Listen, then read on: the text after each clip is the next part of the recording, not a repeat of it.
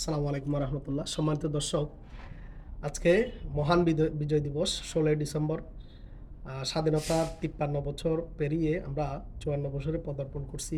আজকের এই দিনে জাতির সূর্য সন্তানরা যারা নিজেদের রক্ত বিসর্জন দিয়ে আমাদের জন্য স্বাধীনতা উপহার দিয়েছেন, তাদেরকে গভীর শ্রদ্ধার সাথে স্মরণ করছি।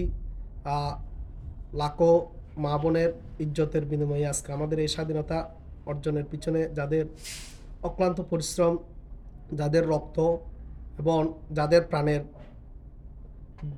প্রাণের জন্যই প্রাণের বিনিময়ে আজকে আমাদের এই স্বাধীনতা অর্জন করেছে, তাদেরকে গভীর শ্রদ্ধার সাথে স্মরণ করছি। বিশেষ করে আজকে আমি খুবই মিস করছি আমার স্বপ্নতরী সংঘকে।